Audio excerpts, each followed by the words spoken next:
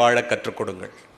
பிள்ளைகளுக்கு அதிகமாக சொத்து சேர்த்து வைத்துவிட்டு போகின்ற பெற்றோர்களை விட பிள்ளைகளுக்கு சிக்கனமாக வாழ கற்றுக் கொடுத்து விட்டு போகின்ற பெற்றோர்கள் மேன்மையானவர்கள்.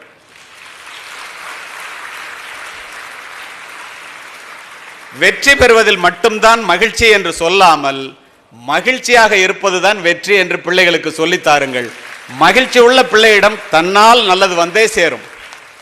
பெற்றுக்கொள்வதில் மட்டும்தான் மகிழ்ச்சி என்று சொல்லாமல் விட்டுக் கொடுப்பதிலும் மகிழ்ச்சி இருக்கிறது என்று சொல்லித்தாருங்கள். விட்டுக் கொடுப்பவர்கள் கெட்டு போனதில்லை, கெட்டு போனவர்கள் விட்டுக் கொடுத்ததில்லை. பிள்ளைகளை எக்காரணம் கொண்டும் பெற்றோர்களே தயவு செய்து ஒரு பிள்ளையை இன்னொரு பிள்ளையோடு ஒப்பீடு செய்யாதீர்கள். பாருங்க,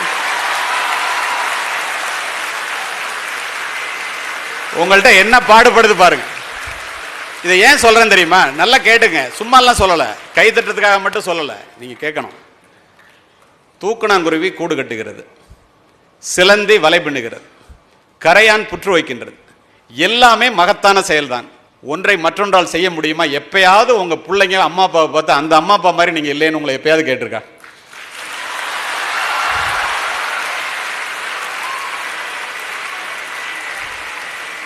இந்த இடத்துல பெற்றோர்களுக்கு மட்டும் ஒன்றை சொல்லுகின்றேன், காரணத்தோடு சொல்லுகின்றேன். இதையெல்லாம் குறை சொல்லுவதற்காக அல்ல, நாம் நல்ல சமுதாயத்தை உருவாக்க வேண்டும் என்ற நல்ல எண்ணத்தோடு. நீங்களுமே கைத்தட்டுறீங்க, அதனால அதை ரசிக்கிறீங்கன்னு எனக்கு தெரியுது. பெற்றோர்களுக்கு ஒன்று சொல்கிறேன், நீங்கள் சொல்கிறத பிள்ளைங்க கேட்குதோ கேட்கலையோ, நீங்கள் செய்கிறத தான் பிள்ளைங்க செய்யும். ஏன் தெரியுமா? Being a positive role model is the fastest and most powerful way to teach children. Because children do not hear your words as deeply as they feel your actions. அவங்களுக்கு புரியுது, அப்பா அம்மா செய்கிறது தான் பிள்ளை சொல்லணும் செய்யணும்னு நான் சொல்கிறேன். நீங்கள் நினச்சிக்கிட்டீங்க நம்ம சொன்னாலே பிள்ளை கேட்டுருன்னு. நான் இல்லைன்னு சொல்கிறேன் உங்கள்கிட்ட. இப்போ பெற்றோர்கள் மட்டும் நான் சொல்கிறத ஒரே ஒரு வினாடி, all parents please rice up your right hand. எல்லாரும் பெற்றோர்கள் மட்டும் வலது கையை தூக்குங்க, பிள்ளைகள் இல்லை, பெற்றோர்கள் மட்டும் தூக்குங்க.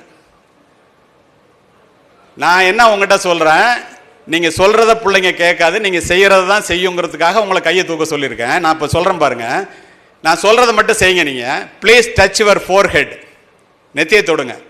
Please touch your nose tip, please touch your cheek, அப்படியே கையை வச்சுருங்க. நான் ப்ளீஸ் டச் யுவர் சீக்குன்னு கன்னத்தை தொட சொன்னேன், செஞ்சது முகவாயை தொட்டேன். நீங்கள் அத்தனை பேரும் முகவாயை தான் தொட்டிருக்கீங்க.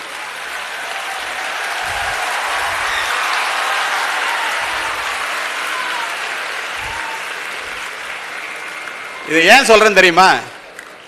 வீட்டுக்குள்ள உட்காந்துக்கிட்டு பக்கத்து வீட்டு மாமா வந்து கேட்டா இல்லைன்னு சொல்லுன்னா அவன் ஸ்பெஷல் கிளாஸுக்கு போயிட்டு வந்தேன்னு சொல்லி சினிமாவுக்கு போயிட்டு வருவான். நீங்க தானே கத்துறீங்க.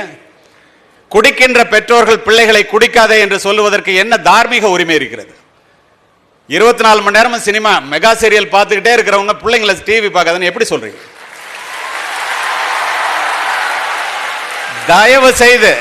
தயவு செய்து பெற்றோர்களே, இது ஒரு அருமையானது ஒரு பள்ளி.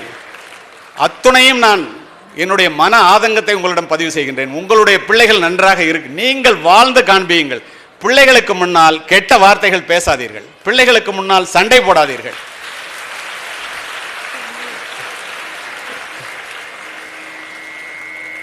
அவமானங்கள் இல்லாமல் வெகுமானங்கள் இல்லை என்று பிள்ளைகளுக்கு சொல்லித்தாருங்கள். தன்னை அவமதித்தவனை தாமும் அவமதிக்க நினைப்பது அகங்காரம். நம்முடைய வாழ்க்கையை நாம் உயர்த்தி கொள்வதன் மூலமாக நம்மை வாழ விடாதவர் வந்து நம் வாசலில் வணங்கிட செய்து விடும் என்ற உழைப்பின் மூலமாக உயர்ந்தோமே. ஆனால் அத்தனை பேர் வந்து காலில் விழுவான். அதே மாதிரி கோபப்படாதீர்கள். கோபப்படுவதனால் எதையும் சாதிக்க முடியாது. கோபம் என்பது உளவியல் ரீதியாக ஒரு இயலாமை. அதோடு மட்டுமல்ல, வார்த்தைகளால் வாழ்க்கை இழந்தவர்கள் வானத்து நட்சத்திரங்களைப் போல எண்ணில் அடங்காதவர்கள். நல்ல கவலைப்படாதீங்க. முதல்ல ஏன் கவலைப்படுறீங்க? வாழ்க்கை என்றால் 1000 இருக்கும், வாசல்கள் தோறும் வேதனை இருக்கும். வந்த துன்பம் எதுவென்றாலும் வாடி நின்றால் ஓடுவதில்லை. எதையும் தாங்கும் இதயம் இருந்தால் கடைசி வரைக்கும் அமைதி நிலைக்கும் என்று பிள்ளைங்களுக்கு சொல்லித்தாங்க. ஏதாவது தற்கொலை பண்ணிக்கதா பாருங்க. மதிப்பெண் நிறைய வாங்கணும், படிக்கணும், தப்பு இல்லை. மதிப்பெண்கள் குறைஞ்சி போச்சுன்னா அதுக்காக தற்கொலை பண்ணிக்கிறவன் தமிழ்நாட்டை தவிர உலகத்தில் எங்கேயும் கிடையாதுங்க. மனித உயிர் மதிப்பெண்களை விட மேலானது என்பதை புரிந்து கொள்ளுங்கள். மதிப்பெண்கள் உபயோகப்படுத்தப்பட வேண்டியது, மனித உயிர் நேசிக்கப்பட வேண்டியது. பெற்றோர்கள் காலப்போக்கிலே மதிப்பெண்களை நேசித்து மனித உயிர்களை உபயோகப்படுத்த ஆரம்பித்து விட்டோம். உயிர் என்பது எவ்வளவு பெரியது? வாழ நினைத்தால் வாழலாம், வழியா இல்லை பூமியில். டாக்டர்னா டாக்டர் ஆயே ஆகணும். அது அதில் நினைக்கணும். நீங்க நினைச்சு என்ன பண்றது? அதுக்கு விருப்பம் இருப்பது என்னவோ அதை செய்யுங்கள். அந்த பிள்ளைகள் சாதிப்பவர்களாக மாறியே தீர்வார்கள். இதில் இருவேறு கருத்துக்கு இடமே இல்லை. அவங்கள சொன்னோன்னே எல்லாம் கைத்தட்டினல்ல. உங்க அம்மா யாருன்னு தெரியுமா உனக்கு? உங்க அப்பா யாருன்னு தெரியுமா? தெரியாது. யாருன்னு சொல்றேன் கேட்டுக்க, சொல்லி முடிச்சுட்டு போயிடுறேன். நான் தாயிலிருந்து தான் தலைமுறை தொடங்குகிறது. ஒவ்வொரு தாயும் ஒரு வரலாறு. தலைமுறை மாற்றத்தை உருவாக்கக்கூடிய தகுதி படைத்தவள் இந்த உலகத்தில் தாய் மட்டுமே. மாதா வயிறறிய வாழா ஒரு நாளும் வாரியார். மாதாவை ஒரு நாளும் மறக்க வேண்டாம் உலக நீதி. அன்னையும் பிதாவும் முன்னறி தெய்வம் கொன்றை வேந்தன்.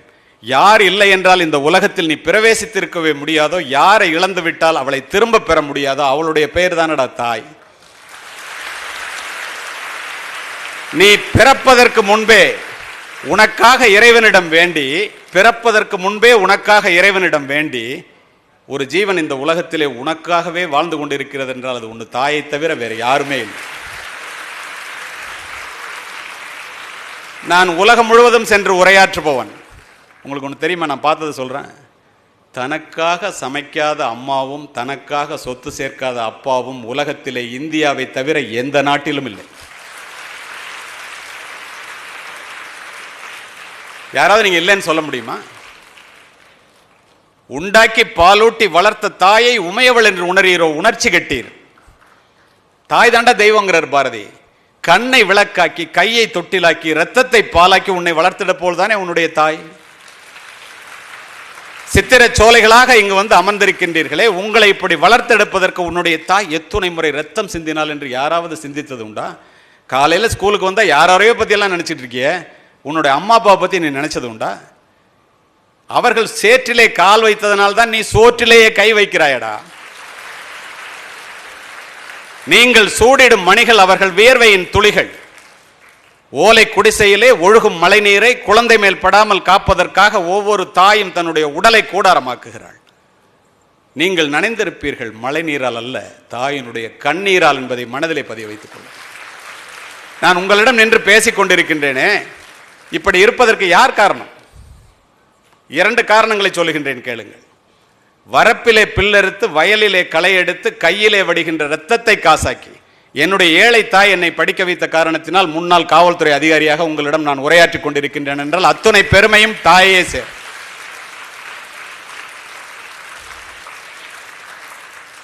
இங்க படிக்கும்போது சொன்னாங்க, கிராமத்தில் ஒரு பெரிய மருத்துவமனை பண்ணி கிராம மக்களுக்கு வந்து உதவி பண்றாங்க, இவங்க வீட்டில் எல்லாரும் 4 பேரும் டாக்டர். அதுக்கு நான் காரணம் இல்லை.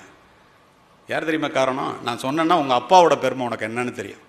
பெற்றோர்கள் பிள்ளைகளுக்கு வறுமையிலே செம்மையாக வாழ்வது என்பதை சொல்லித்தாருங்கள். ஏன் சொல்றேன்னு தெரியுமா? எங்கள் அப்பா என்னை அழைச்சிட்டு காலேஜுக்கு சேர்க்க போகும்போது 300 ரூபா பணம் வச்சுருந்தாங்க. 3000 ரூபா பணம் இருந்தால் டாக்டர் ஆயிடலாம். மன்னர் சரபோஜி அரசினர் கல்லூரியில் மட்டும்தான் நான் படிக்க முடியும். எஸ்எஸ்எல்சி பாஸ் பண்ணப்போ உங்கள் +2 மாதிரி. 300 ரூபா வச்சுருந்த அப்பாவுக்கு டாக்டர் ஆக்க முடியாதுன்னு எனக்கு தெரியும். போய் மெடிக்கல் காலேஜ் பக்கத்தில் பஸ்ஸு நின்றுச்சு. கதையல்ல, நிஜம். எங்கள் அப்பாவுக்கு என்னை டாக்டர் ஆக்கணும்னு ஆசை, பணம் இல்லை.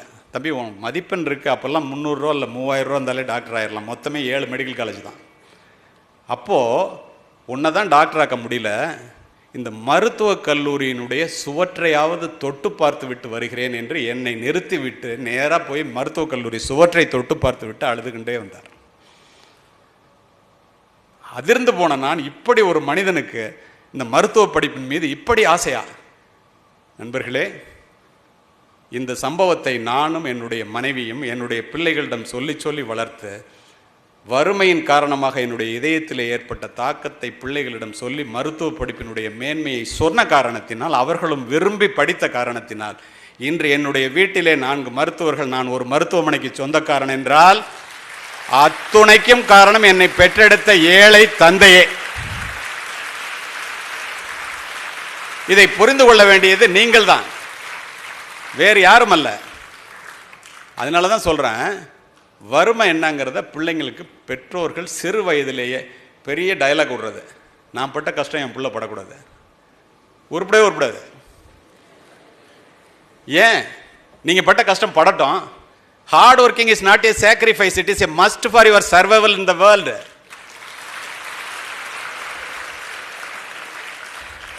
ஒரு தாய் தன்னுடைய பிள்ளையை வளர்ப்பதற்கு என்னவெல்லாம் படுகின்றால் பாருங்கள். முற்றும் துறந்த துறவி பட்டினத்தார். புரிஞ்சுக்க, தமிழ் நல்லா புரிஞ்சுக்கிறீங்க, அதனால இதை சொல்லி முடிக்கிறேன். முற்றும் துறந்த முனிவர். அவர் என்ன பண்ணார் தெரியுமா? பட்டினத்தார் தாயினுடைய அருமையை தெரிந்தவர். தாய்